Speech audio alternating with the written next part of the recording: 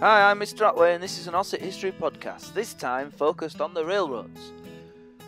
Which was arguably, or the introduction of the railroads was arguably the most significant development in the American West in terms of the impact that it had on so many different groups of people. We'll look at why the railroads were built, the difficulties faced by the railroad companies as the tracks were laid, at the benefits that the railroads brought, and finally at the negative impact that it had on the Plains Indians. Google Maps show that the distance from the town of Independence, the famous town from which wagon trails used to travel, to California, a popular destination for migrants, is 1,750 miles. When you consider the fact that the distance from Ossett to London is 186 miles, it gives you some idea at the difficulties faced by anybody who wanted to travel west, especially when you take into account the fact that there was no civilization across the plains. To get from that town of Independence to California, you wouldn't see anybody. There would be no way you could stop for a shop. You just had to survive yourself on your own resources.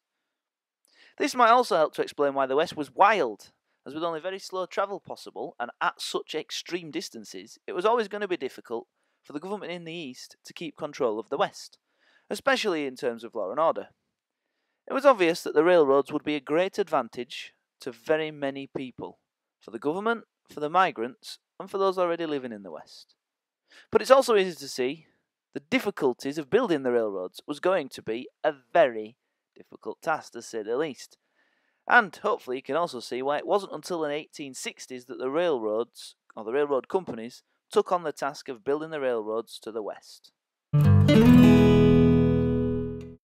So why did the railroad companies finally begin to build the railroads to the West in the 1860s? The main reason was that the government took steps to take away the financial risk to the railroad companies. The railroad companies knew it would be a huge cost to build railroads west, and that it would have an impact on the dividends that their shareholders would get. They had to keep the shareholders happy, as does any business with shareholders, and the shareholders wouldn't accept not taking any dividends at such a great risk. However, the government offered that if the railroad companies constructed the railroads west, then they would receive the land at either side of the tracks that they built. I mean, not just a metre either side, significant swathes of land at either side of the track. This meant that the railroad companies could then sell on that land to raise funds, or use the land to secure loans. In other words, you loan us this money, if we fail to pay you, you can have that land. Any land next to a railroad automatically became valuable just because it was next to a railroad, particularly where stations were planned. So in other words, through their offer of vast amounts of land, the government took the financial risk away from building the railroads, and therefore the construction began. But there were still significant problems to face. What problems were there with railroad construction? There were three problems, all beginning with L. The land, living and working conditions, and labour shortages. The land was a problem because it included mountains, valleys, and deserts, none of which made it easy to build a railroad. The living and working conditions were terrible for railroad workers. They were miles away from civilization, facing the extreme weather of the Great Plains, from baking hot sun to high wind and snow, and the accommodation was poor. Hundreds of people died whilst building the railroads, which just shows you how poor living and working conditions were.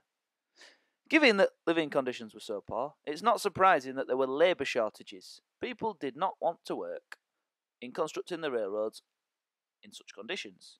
To get around this problem, the government, or the railroad companies, in conjunction with the government, employed between 7,000 to 10,000 Chinese immigrant workers. So the government encouraged the immigration, the railroad companies employed these workers.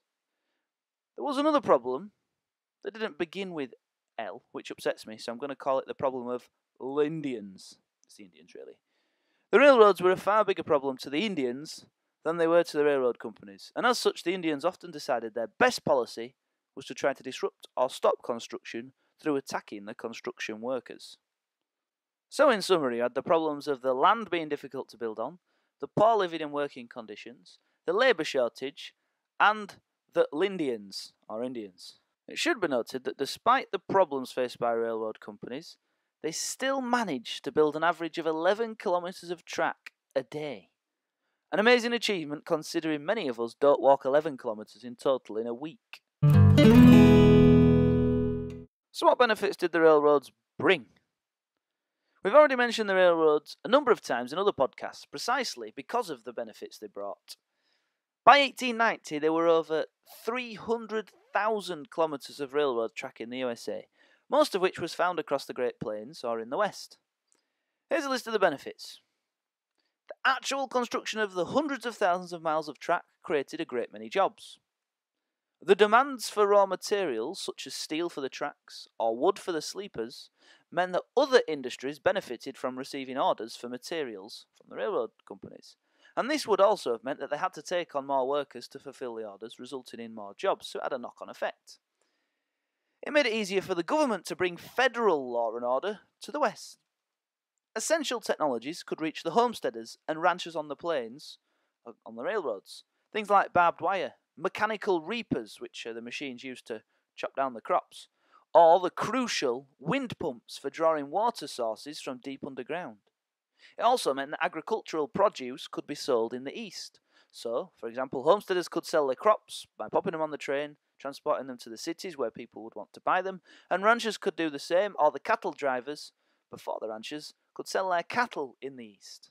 It also helped to open up trade between America and Asia, as goods could be imported into the West before being put on trains to be shipped to the main centres of population in the East.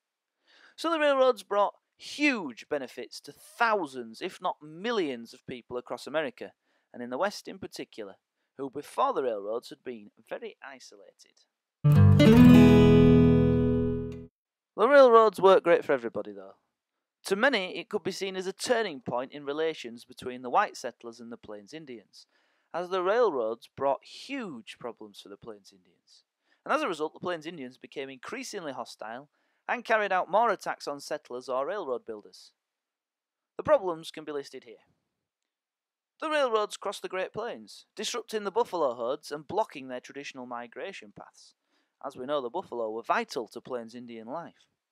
Not only that, but the railroads brought inventions such as barbed wire to the homesteaders and ranchers who erected the barbed wire and therefore blocked off more of the Great Plains, making it more difficult for the buffalo to migrate along their traditional paths and therefore making it more difficult for the Indians to hunt them. Buffalo hunting among the white settlers became a sport, with tourists being brought onto the plains on trains specifically to shoot buffalo. Thousands were slaughtered in this way. Also, wherever conflict with the Indians arose, the US could transport soldiers quickly to areas of trouble using the railroads, thus making it easier for them to defeat the Indians.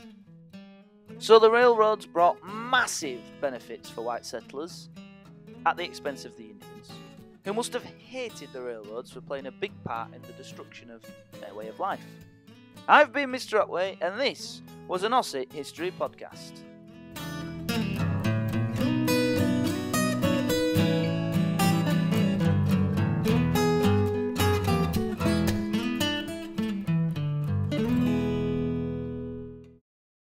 So why did the railroad companies finally begin to build the railroad?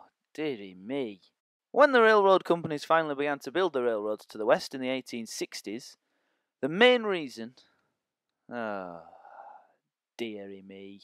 When the railroads finally began to build the nibjits.